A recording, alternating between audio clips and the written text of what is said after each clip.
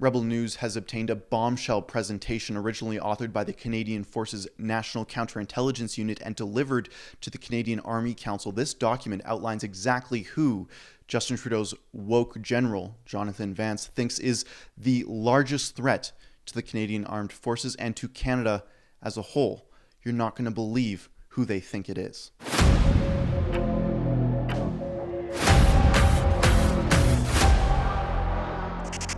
In case you didn't know, right-wing extremism is the largest threat that Canada currently faces. It is not eco-terrorists, it is not radical jihad, it's not even the supreme leader of the Islamic Revolution in Iran who just shot down 57 Canadians out of the sky. It is those pesky pro-lifers. This presentation, which outlines right-wing extremism in Canada, lumps in pro-life individuals with skinheads like the KKK and neo-Nazis. Yes, you heard that right.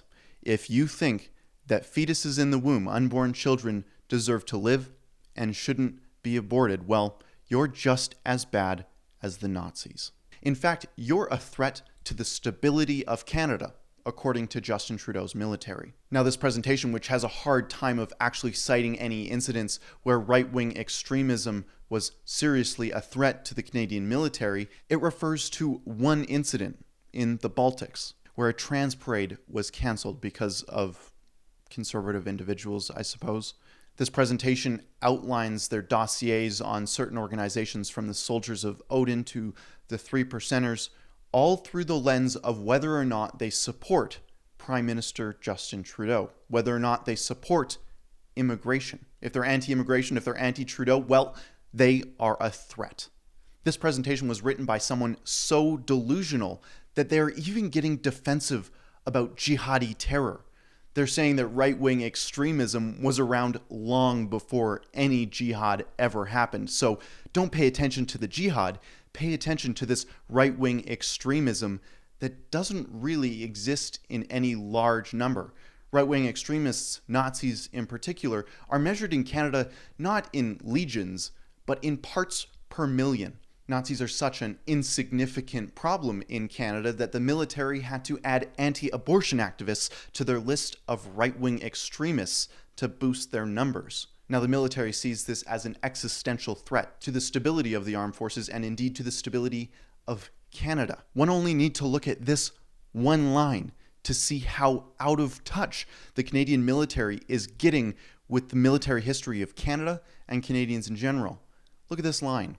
Historically, the majority of Department of National Defence and Canadian Armed Forces members were associated with neo-Nazi groups. Now, I don't know where Canada's Minister of Defence, Harjit Sajjan, went to school. I don't know where he learned his World War II history, but last time I checked, it was the Canadian Armed Forces who stormed Juno Beach. It was our grandfathers and our great-uncles who watched their brothers die in the mud while they were fighting Nazis and Adolf Hitler. They certainly were not Nazis themselves. They certainly are not a threat to Canada. Now, this presentation outlines how right-wing extremism is infiltrating the Canadian Armed Forces through Facebook pages, literally in the tens of people they're concerned about. They're saying that lone wolf attacks are the prime concern that Canadians should be worried about. Again, it's not jihad at all. It is lone wolf right-wing extremism to be worried about. We all remember in Edmonton when it was a right-wing extremist that bulldozed police officers in a U-Haul van. That's a right-wing extremist flag, right? That's what those look like. We all remember the bomb threat of the United Conservative Party headquarters in Edmonton. That was a right-wing extremist too. Oh, no, I forgot. It was probably an abortion act. No, it also wasn't that. It was an aggravated, radicalized Islamist. Oh, and who could forget the time those anti-abortion activists shot down a plane heading out of Iran to Ukraine? The one that killed 57 Canadians. That was anti-abortion activists, wasn't it, General Vance? No, it wasn't. But you don't want to talk about that, do you? And who could forget that angry Sunday school teacher who killed Corporal Nathan Cirillo that fateful day in October when the very halls of our government was stormed, and 2 days prior to that, when Warrant Officer Patrice Vincent was killed by an angry nun. Or at least that's what woke Jonathan Vance and Justin Trudeau and Harjit Sajjan would want you to think. Why is it that the Canadian Armed Forces is so keen to fabricate this spooky right-wing extremist problem when there's tangible issues right under their nose? There's eco-terrorists currently blockading a national infrastructure project. There's radical Islam that actually has a tangible death count of CAF members.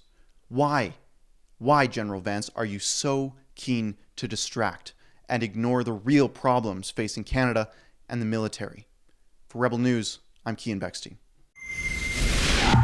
Rebel News is departing on a cruise on July 5th. You can join myself, Ezra Levant, Sheila Gunn Reid, and all the Rebel personalities on a cruise to Alaska. Go to rebelnewscruise.com to get your tickets now.